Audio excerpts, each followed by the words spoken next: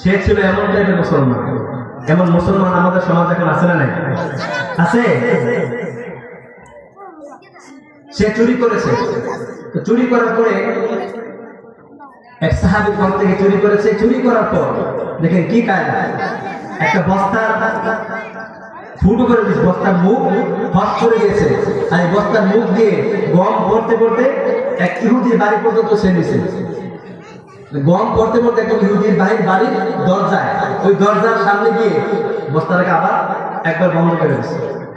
তার মানে সে চুরি করছে আর দুষ্টা বাঁধতেছে ইহুদের উপর। দুষ চাপানোর জন্য এই কাজ অবলম্বন করছে। যখন সকালবেলা যখন দেখলো যে গুদামের মধ্যে মাল নাই, চাল নাই, গম নাই, গম চুরি হয়েছে, কে চুরি করলো? ওই যে গুদাম থেকে সরাসরি গম পড়তে পড়তে পড়তে পড়তে ইহুদের দরজার সামনে। বিশ্বনবী ও সাহাবীদেরকে নিয়ে ওইখানে গেলেন, গিয়া বললেন, ওই ইহুদিকে ডাকলেন যে এই সাহাবীর ঘর থেকে তুমি গম চুরি করেছো। তাকে জিজ্ঞাসা করা হলো, সে বললো আমি তো জানি না। তারপরে যে একটা যন্ত্র ছিল, যে যন্ত্র দিয়ে তালা ভেঙে চুরি করেছে, ওই যন্ত্র তার বাড়িতে রেখে গেছে। দেখেন চুরের কায়দা। বিশ্বনবী যখন ধরলেন যে গম তোমার দরজা পর্যন্ত আসছে, আবার যন্ত্র তোমার হাতে, তার মানে তুমি চুরি করছো। এই কথা বলার পর আসলে কিন্তু ইহুদি চুরি করে নাই, চুরি করছে কে? ওই মুসলমান। সবাই যখন বলল ওই গোত্রের লোক যে চুরি করছে, তার গোত্রের সব বংশধর সবাই বলতেছে, ইয়া রাসূলুল্লাহ, সে মিথ্যা কথা বলতেছে, সে আপনার শাস্তি থেকে বাঁচার জন্য মিথ্যার আশ্রয় নিচ্ছে, সেই চুরি করেছে।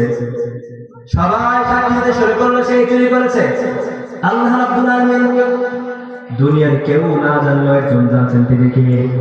কথা বলেন, তিনি কে? আল্লাহ রাব্বুল আলামিন সঙ্গে সঙ্গে আয়াত নাযিল করে দিলেন। আল্লাহ নাযিল করে তিনি বললেন, তাফসীরের মধ্যে আসছে, আল্লাহ রাব্বুল আলামিন বললেন, আল্লাহর হাবিবকে বললেন, যখন তুমি বিচার ফয়সালা করবা, ইন্না আনজালনা ইলাইকাল কিতাব, আমার কিতাব দিয়ে তুমি বিচার ফয়সালা করবা। এক নাম্বার তাফসীরের মধ্যে তিনটা মূলনীতি আছে। এক নম্বর হচ্ছে আল্লাহ তাআলা বলছেন, হে আল্লাহর হাবিব, আপনি যখন বিচার ফয়সালা করবেন, এক নাম্বার আমার কোরআন দিয়ে করবেন। কি দিয়ে? কথা বলেন, কি দিয়ে? কোরআন দিয়ে বিচার করবেন। কোরআন দিয়ে বিচার আমাদের দেশে আছে নাকি? আছে। কোরআন দিয়ে বিচার কে কে চান? আমরা চাই না? এই আল্লাহর জমিন কার?